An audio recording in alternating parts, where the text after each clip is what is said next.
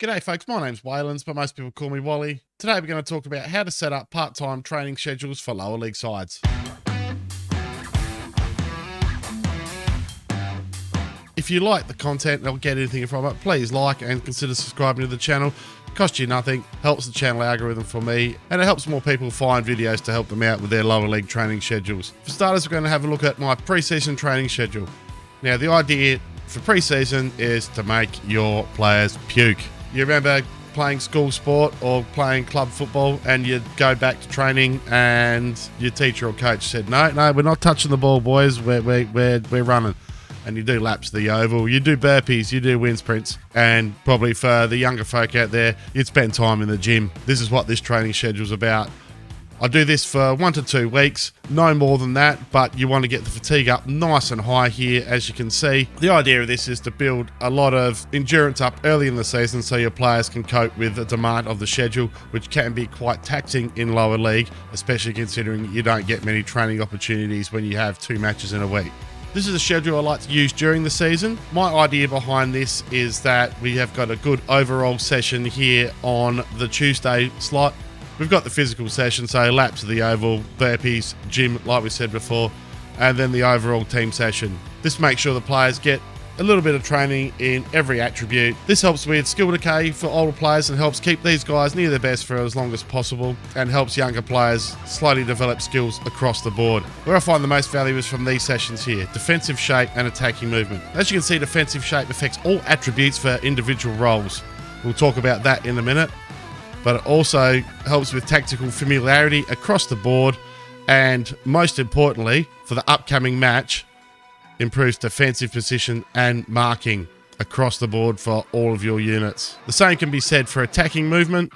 Again, the full tactical familiarity, attributes for individual roles, and attacking movement and passing. There's a bit of debate on whether these last for the whole week or whether they just last for the next game. Regardless of this, I think it's the most worthwhile training session that you can use as a lower league manager. If you are going to use this method though, there's one thing you need to remember. You need to set individual roles for every player. So how you do that is you bring up the player's profile, you go to development, and you make sure you have their training position here set to their position they're playing. So Charlie Edge, or the Edge as I call him, is our left attacking midfielder. He plays in the winger role, so I'll make sure I've got that set. That makes sure during those light blue sessions that I highlighted there, that his training sessions concentrate on these areas. In lower league, where you get a lesser benefit from training because of the part-time schedule and because of the poor quality of the coaching, I think you're better off going with these light blue sessions and concentrating on the small amount of attributes that the players train on, because it maximises the smaller benefit you get and it gives you those buffs carrying on to the next match. There's a bit of debate on how worthwhile concentrating on training is for lower league sides.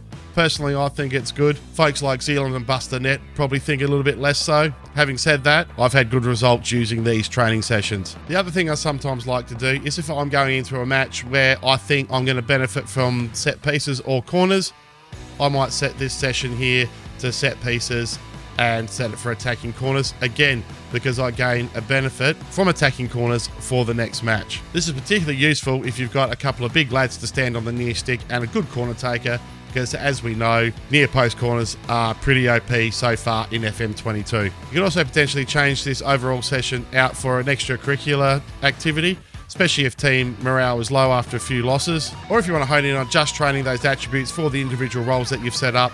Go with match practice. This is by no means the only way to do it, guys, but I do stand by using the attacking movement and defensive shape buffs to get the most out of your lower league training. The other thing worth remembering is to set your primary tactic. So to do that, we click here and we make sure we click on primary train tactic here. I tend to set up my tactic so I use the same basic shape with different roles. If you are going to change your roles up, make sure you change your individual roles in the player's training like I showed you before. Put a bit of thought in how you set up your substitutes for training. So you might have a guy that plays different roles like Noel Flint does here for me. I've got him set to the role that he was playing most initially at the start of the season. So if we go to training here, as you can see, he's set as a winger as attack on the right. I've done that for 2 reasons. A, it'll improve his skill here and hopefully will bring him up to natural over time. And that he already has tactical familiarity as an attacking midfielder left and as a centre midfielder. That's the role where he's weakest and he probably plays most often. So that's where I've set his training to.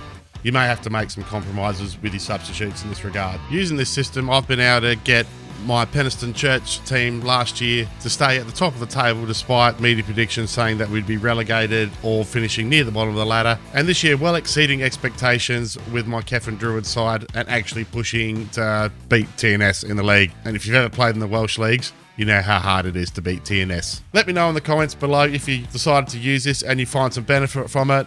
Don't forget to hit like and subscribe. I release regular Let's Play content with my Journeyman save for FM22. My name's Waylands.